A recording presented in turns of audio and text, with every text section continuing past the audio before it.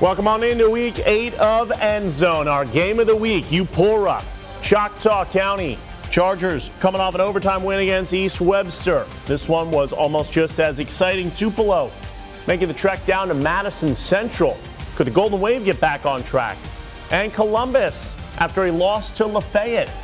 Back at home again are those Falcons taking on Cleveland Central and Houston. Red Parker, that's a big touchdown right there. Was he able to do enough to take down those Pontotoc Warriors? We'll have that and much more coming up next here on Endzone. WCBI Sports Endzone Show with John Sokoloff, Courtney Robb, and Chris Bolton is brought to you by Wade Incorporated, Clark Beverage Group, Carl Hogan Toyota, East Mississippi Community College, and OCH Regional Medical Center. Welcome into week 8 of Endzone here. John Sokoloff and Courtney Robb with you. Special thanks to all of those sponsors. Now, Courtney, we got to start with our game of the week. Eupora, Choctaw County. This one delivered. This one did. I mean, you have the Eagles who came into this game with a 5-win season, looking to sort of bounce back from that loss against Calhoun City just last week. And then you have, on the other hand, Choctaw County. The Chargers have been having a bit of an up and down season, really trying to solidify and, continue on with that and hope for a win streak from coming off that big win against East Webster last week as well. Yeah, and they've had a tough schedule so far, but that win last week, is it enough to kind of keep them on that right track? Well, let's go to the highlights. WCBI's High School Football Game of the Week is brought to you by Carl Hogan Toyota in Columbus. Carl Hogan, a white 2021 Toyota SR5 4Runner. Courtney, I used to drive a 4Runner back in the day. And how was it? It was great. Would you rate it 5 out of 5 stars? Yes, I would, especially because of the nostalgia that comes with it. But this one looks way more new. I might have to get one. Did well for us. Go get yourself one. Of course. Eupora, Choctaw County, first play from scrimmage. BB Kennedy, 48 yards for 6. And I don't want to spoil too much here, but Courtney, this kid had a big night, and you're going to see more of it in a little bit in this highlight. I'm ready for it. But honestly, this game came down to the wire. Eagles answer. Ty Murphy finding Tab Powell's breadbasket there for a pitch and catch touchdown. 7-7 tie. The Eagles loving it. Got some moves there, too. I'm a little jealous, not going to lie. You don't have moves like that? I don't. But you know who does? Connor Jewell, who hit Eli Dale in the flat, willing his way for a touchdown. 14-7 Chargers, second quarter, Eupora ball. Murphy, QB keeper, hits the hole for 6. This game is tied. This was a very fun one. 14-all at this point. Following drive, Chargers answer in one play. Kennedy bouncing off a tackler. He gone, this time from 60 yards out, 20-14. The extra point was no good, though. Eupora would answer. Murphy again on the keeper. Hits the outside. That's his second rushing touchdown of the half to tie things up here at 20. He's getting a little excited. Got some mojo going on here deep in this one. After a muffed kickoff return by the Chargers, Eupora's Jay Stevenson bouncing off a few of them, scoring the 16-yard TD and don't look back. But Eupora up 27-20. Fourth quarter ball game tied up at 27. Jewell finds freshman Caleb Cunningham on the outside, jukes the defender, and does the rest. My goodness, the long touchdown grab gives Choctaw a 33-27 lead. Then to close out the game, Kennedy with a run, and look at this stiff arm. Only Derrick Henry could do that. Sheesh, get off me. Breaks another tackle, 57 yards down the sideline. That iced it. Chargers 2-0 in the division. They win 33-27. Here's the team postgame. Offense had a big day. Offensive line did a phenomenal job of moving those guys off the ball, and that's a talented football team, a well-coached football team. I think Antonio Kennedy probably had about 250, and that's a testament to the offensive line. We've been on them pretty hard for the last couple of weeks, and they came off the ball. And he's not quite having the season he wants to. If he'll tell you that in a heartbeat, but he's averaging 126 yards a game against some good opponents, so that's not a bad job by him. O-line did a great job of blocking. All we've been working on getting the run game good, and we executed and did what we had to do on offense. Went out there, they said don't go out of bounds. Couldn't go out of bounds. Had to try to score. That was it. a stiff arm that was. Yeah, Antonio Sheesh. Kennedy is never messing around, that's for sure. No, I mean, gosh, he got that defender right on the ground, but I like what Jeff Roberts said there. Talking about the running game, I mean, Kennedy was the anchor of all of it, but football's won in the trenches, and Choctaw County got it done. And how about how humble he is, too? Coach Roberts saying that Kennedy would be the first to admit he's not having exactly the season that he wants, but at the same time, he's doing what he has to do to help his team get the win. Absolutely, and I mean, Choctaw County showing up again, maybe after the overtime win last week, getting it done against a good Eupora team. Maybe they got a little bit of rhythm. A little bit of juice. Definitely playing some good football. You know who else has a little bit of juice? How about Oxford and Clinton? Yeah, this game, third quarter here, Clinton up 17-6. Camarius Gibson with the run stuff, a little shimmy afterwards. Third quarter still, same score. Chargers defense stepping up this time on 4th down inside the 30, causing a turnover on downs. No change yet. Oxford's offense never really gets going in the second half. Jacqueline Jones filling the gaps. Loves to have QBs in the dirt, and here, Roman Gregory looking like he's stuffed in the backfield, but turning the Jets on to find the edge, gets the touchdown. Clinton too much for the Chargers. Clinton gets the win 23-6. How about Tupelo and Madison Central? Jeremiah Harrell, Golden Wave going to work. Around midfield here, trying to get that running game going. They get a couple yards, and they get the first down on this one. A little later, Harrell swings it out to Quay Middlebrooks. Zigzags his way for a nice pickup. Moving those chains. On 3rd down, Harrell on the play action. Looking for Kylan Washington. He finds him short of the first down. They had to settle for a field goal. Tupelo ended up falling in this one 35-3. Let's get a quick score update for you here. West Point beat Lake Cormorant 40-14, and Starkville took down Murrah 50-0. Yellow Jackets stay perfect on the year with that big win. The Columbus Falcons hosting Cleveland Central. Shout out to the homecoming queen. Shout out, of course, always. Always. We start off with running back Elijah Spearman picking up 5 yards and fighting his way to get that gain. And then next play for the Falcons, Spearman again, however, this time nowhere to go. And Columbus having to regroup here for a second. And then Troop going right up the middle. He's going to pick up 5 yards. And Columbus ends up falling to Cleveland Central 35-22. Couple more scores here for you. Lafayette, they keep rolling. They took down Columbus last week, beat New Hope 51-0 tonight. And Saltillo took down Greenville 27-24. How about this game? A good one in Caledonia. Morville trying to ruin the Cavaliers' perfect streak. Second quarter, Curtavis Johnson strolling in for 6 more. Cavs go up 27-14. Later in the second, quarterback Dawson Phillips. This kid's shifty, Courtney. The Troopers weren't going away that easy. He pitches it to Jordan Franks, who gets in with the diving score to make it 27-21. And right before halftime, Caledonia's offense was just all over it. Daniel Wilburn hands off to Curtavis Johnson. Gets in there. He's excited about it.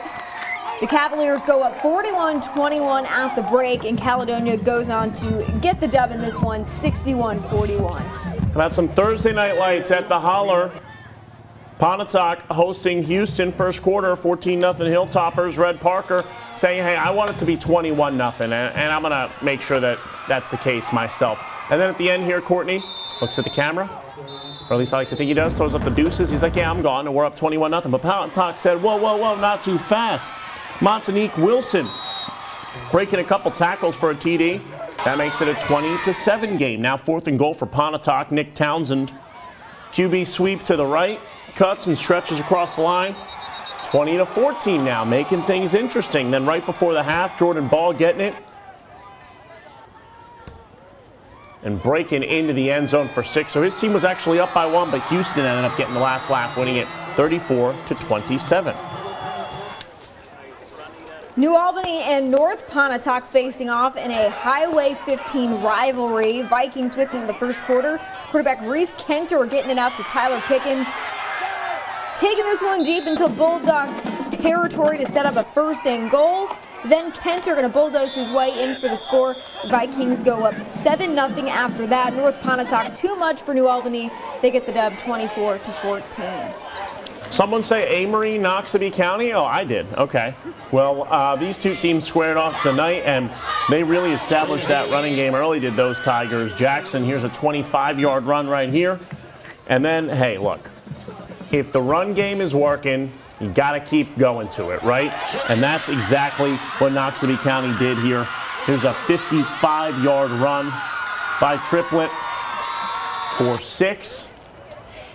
But Amory, I mean, this one was all them. They ended up getting it done 34-22. Yeah, great win for Amory, especially an Amory team that got off a little bit to a slow start, and now they're doing really well so far on their season. Yeah, they are, definitely. And Shannon took on Tishomingo County early on first possession.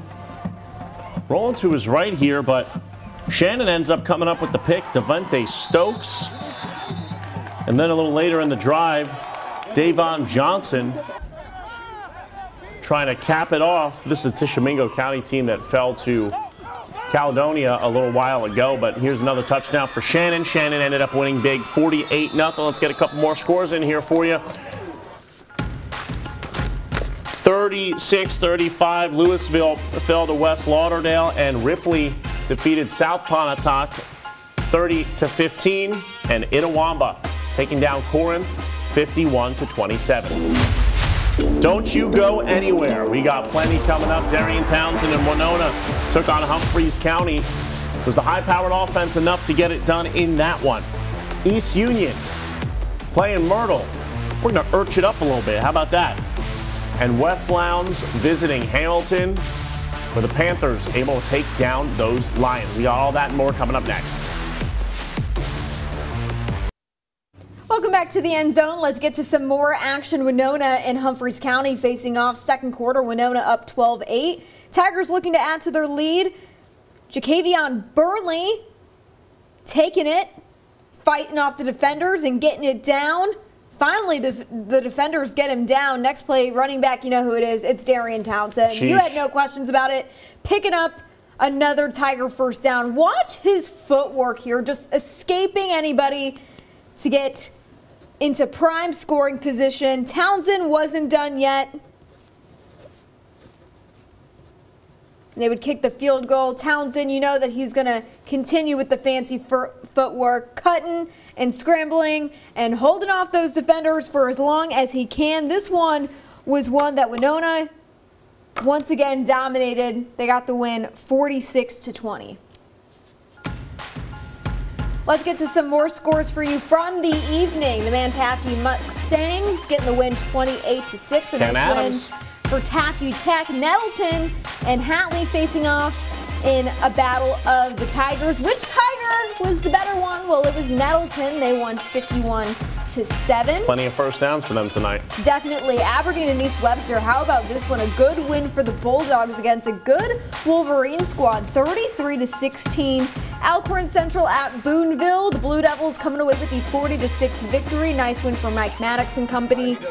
And let's get to some more action. Myrtle and East Union face it off. You gonna urge it up? John, I know you're ready to urge it up. I am. Urchins were up 36-zip. Rhett Johnson to Connor Bishop for a short gain. Then Hayden Frazier bulldozing his way right up the gut and fighting for some tough yards there. Then Frazier says, ring, ring, answers the phone, takes it in to the house for the touchdown. Urchins go up 43-0 at halftime, and East Union goes on to get the victory 49-0. Couple more scores for you. Biggersville and Byers facing off. It's Biggersville that's coming away with the shutout, 41-0. And Knox Pater at Leake counting. Pater got the win, or excuse me, Pater fell 35-24. And how about Pelahatchie, and Nanawoya coming up next here. And was Okolona able to bounce back after its loss to TCPS? And Heritage Academy, Mac Howard and company, looking to stay perfect on the year against a tough Leake Academy team. We got all that and more coming up next. Welcome back to the End Zone. Let's get back to the battle of the big cats. Hamilton Lions versus the West Lowndes Panthers. First quarter, first and goal for West Lowndes. Jaquavius Tate takes the snap, leaps in for the score. After the 2-point conversion, Panthers go up 8-0. Later in the first for Hamilton, quarterback Evan Pounder is trying to get something going, hands it off to running back Joshua Harrison. Gets a gain of about a yard, however, drive would stall for the Lions. Panthers back on offense now. Frederick Rice launches this one to Marquez Shelton, who is going to fight his way. He wants that touchdown. They'd go for two again. Panthers going up 16-0. And the Panthers went on to get the victory 55-13. Pelahatchie and Nanawoya Warriors playing the role of host tonight. Early on for Nanawoya, Rico Moore getting the ball around that right end. Gets a good gain for the first down. Later on, it'd be Tanner Courtney on the QB keeper for a 4-yard pickup, but that would really be it. The drive would stall, and Nanawoya's offense definitely struggled tonight. Pelahatchie's turn. Elijah Williams gets the snap.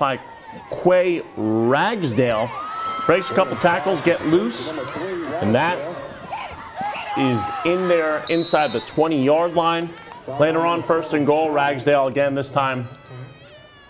He would actually be able to punch it in, and Pelahatchie ended up winning big over Nanawoya 38-8. How about we go out to Thrasher and Okolona? Thrasher going for it on 4th down. That's a turnover on down, similar to Ole Miss against Alabama. Is it still too soon for that? I don't know. Probably for Ole Miss fans. Kelsey Loving deep inside Thrasher territory with the nice run. And again, he'd be able to capitalize, scoring to make it 6-0. Okolona ended up winning this one big, 39-0. Nice little misdirection play there. Vardaman and French Camp matching up, the Rams and the Panthers. First possession for Vardaman, Silas Hodge breaking loose. This man's got eyes for 6. He wants it. Makes it into the end zone for the 41-yard score. Extra point no good. Panthers up 6-0. First play of the second quarter, quarterback Cody Perry completing a 25-yard pass to Macon Bentley for the score. Panthers now rolling up 12-0. And Silas Hodge again, the man doing it all with his feet, takes it in from 3 yards out for the Panthers. They go up 19-0. French Camp comes away with it 39-25. Let's get a few more quick scores for you here. Baldwin taking down Potscamp 49-13. Smithville, Blank and Faulkner 29-0. And Tupelo Christian taking down Ashland 63-0. We got Academy schools and updates from West Alabama ones coming up next. Welcome back to End Zone. Leak Academy at Heritage. There he is, Mac Howard. That's after he led a touchdown drive. And now the defense showing up here. Stuffing the run on this play. Luke Fisher coming up with the big tackle. 2 plays later, Lane Goodman reading this route beautifully and coming up with the interception. Man, what a play. Patriots unable to capitalize on offense, though, after that. Leak Academy on offense again, but Fisher comes up with another sack. And Leak ended up taking down Heritage 35-28. How about we go to Oak Hill Academy, hosting Central Holmes. Now, Central Holmes, the Trojans were driving. They're at the 5, but you fumble deep in enemy territory. You can't do that, man. Oak Hill Academy is going to take over. Cameron Dill's their quarterback. He's going to get things rolling here after this run play by John Ross Craven, setting the tone on this drive. This is a 34-yard gain. Wow. Turning nothing into something. And again here, that ball goes over his head. This is supposed to be a throwaway check down play, and it is. And instead, though, Jake Glussenkamp making the most of it, getting deep near the goal line. And then Cam Dill said, all right, guys, thanks for your help. I'll take this myself to the right side, right near our photojournalist here. Oak Hill Academy ends up winning big, 42-23. Domination Station. That's in right. West Point. Winona Christian, the Stars hosting North Delta. Winona Christian putting together a drive starting with Lane Beck, picking up a big first down right here, scrambling out, cutting through, throwing. That was Jake Ware actually taking off and finding Colin Parkinson for a tutty. The Stars couldn't get a ton going. They ended up falling to North Delta 43-18. All right, let's get a couple more scores for you here. Calhoun Academy taking down Humphreys Academy 42-16. Starkville Academy falling to Bayou Academy 31-21. And then Winston Academy taking down Indianola 27-14. And how about Fayette County at Gordo? A little sack lunch action with the Green Wave up 7-0. A little West Alabama action for you here tonight on Endzone this Friday evening. Back-to-back plays. How about back-to-back sacks? I mean, sheesh. I don't know how much you love that G being a Bears fan, Courtney, but, you know. I won't hold it against them. There we go. And then Tanner Bailey, the Oregon commit, with the slant pass to Ben Capps, and he explodes. It looks like he's going to get in, but he gets tackled at the 1. And then they ended up not scoring here because they won 4 on 4th down, didn't get it. And then they had another 4th and goal opportunity right here. Unable to connect, but it didn't matter. They ended up getting the win 27-0. Let's get some more West Alabama scores for you. South Lamar defeated Lynn 32-26. Lamar County took down Sullivan 21-7. Midfield and Aliceville, and then Midfield beat Aliceville 24-14, and Pickens County defeated Meek 22-6. Tons of games, and when we come back, we'll have our teams from the night. Don't go anywhere. All right, Courtney, who's your team of the night? I'm going with Amory. All right, I'm going with the Hilltoppers taking down Pontotoc. Mine is Houston. Have a good night. We'll see you next week. WCBI Sports Endzone Show with John Sokoloff, Courtney Robb, and Chris Bolton is brought to you by Wade Incorporated, Clark Beverage Group, Carl Hogan Toyota, East Mississippi Community College, and OCH Regional Medical Center.